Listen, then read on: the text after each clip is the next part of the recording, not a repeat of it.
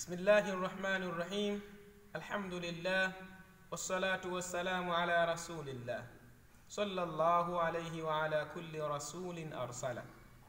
Ndugu Islam, tukoendelea katika mada yetu ya wajibu wa mwanzo kwa mwanadamu. Katika sehemu yetu ya mwanzo uliona kwamba wajibu wa mwanzo kwa mwanadamu ni kumtambua Mwenyezi Mungu Subhanahu wa Ta'ala. Na tukasema wajibu huu unamhusu yule ambaye ni mukallaf, naye ni yule ambaye ni balighun aqil, ambaye amfikiliwa na dawa ya shahada ya Islam, yani shahada ambayo ni ashhadu an la ilaha illa Allah wa ashhadu anna Muhammadar Rasulullah. Sasa leo tumwangalie ni nani huyu mukallaf, anakuwaje huyu awe ni mukallaf, kwa dalili gani, kwa alama gani? Kwanza kabisa, huyu mukallaf ametusani balighun aqilun alladhi balaghahu aslu da'wati al-Islam.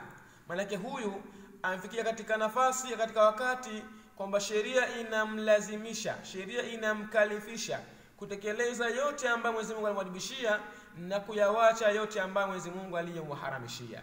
Huyu anaitwa nani? Anaitwa mukallaf. Kwa hivyo huyu mukallaf ana sifa zake ili awe ni mukallaf, na kuna alama ambazo zipatikana kwa yeye nani mukallaf. Miongoni mwa alama hizo ni yule ambaye alifikia katika umri wa baligh, na albulugh hupatikana kwa upande wa mwanamume kwa moja katika mambo makuu mawili. Yani hii baligh kwa upande wa mwanamume hupatikana kwa kupatikana alama moja katika alama mbili. Alama ya kwanza ni kuyaona maji yake yeye ya uzazi, yani kuyaona mani yake mwenyewe, na wala si kuyaona maji ya rafiki yake ya ndugu yake akasema mimi nishakuwa nani, nishakuwa ni baligh. La, ayaone maji yake ya uzazi yake mwenyewe, yani mani yake mwenyewe, akiyaona hapo atakuwa nani, ni mukallaf, atakuwa ni baligh. Lakini pia ikiwa maji yake ya uzazi hakuyaona, akiendelea kudumu katika hali hiyo mpaka akatimiza umri wa miaka 15, basi huyu atakuwa ameingia kwenye sifa ya kwamba yeye ni balighun kwa kukamilisha miaka 15. Lakini miaka 15 hii inazingatiwa kisheria ni miaka ya mwezi wa Kiarabu, yani miaka hii ya mwezi wa mwandamo wa Kiarabu. Akitimiza miaka 15, huyu nani? Huyu ni baligh katika sheria ya Kiislamu. Maana hapo ina faida kwa kila mzazi wa kike na wa kiume, na mlezi ajue tarehe ya mwanae au mwezi wa mwanae kuzaliwa katika kalenda ya Kiarabu, ili aweze kutekeleza amri ya Mtume sallallahu alaihi wasallam kwamba kwa kuamrisha watoto wenu miaka 7 kuweza kuswali, basi lazima alijue hili kwa kuchunga tarehe ya mwezi wa mwandamo wa Kiarabu.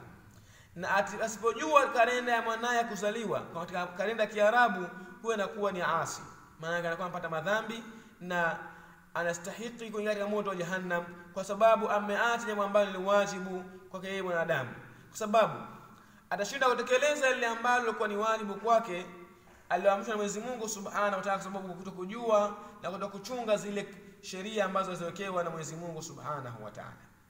Kwa hiyo tunasema kwamba kwa mwanamume apatikane mmoja kati ya mawili, ile nani? Awe baligh, awe maji yake ya uzazi au kutimiza miaka 15 al-qamariya. Lakini pia kwa upande wa mwanamke ni kwa kuona, kwa kupatikana moja katika alama tatu, yani yeye moja katika alama tatu zipatikana, huyu atakuwa nani? Atakuwa ni baligh. Alama ya kwanza ni kwa kuiona damu yake ya hedhi. Mwanamke kiona damu yake ya hedhi kuanzia miaka 9 kwenda juu, na mwili kapata sifa ya kwamba damu ya hedhi, kwenda kuwa ni baligh wakati huo. Na akiwa kuona damu yake ya hedhi kuyaona maji yake ya uzazi naye. Lakini pia akiwa hakuyaona damu ya hedhi wala kuyaona maji yake ya uzazi, akabakia katika hali hiyo mpaka na 15 katimia al-qamariya, huyo atakuwa amefikia katika umri wa baligh. Kwa alama hizi ndio alamatul bulugh, alama za kubalighi kwa mwanamume na kwa mwanamke. Kwa hiyo hiyo ni hali ya kwanza, ili afikie kwenye daraja kwamba ni mukallaf.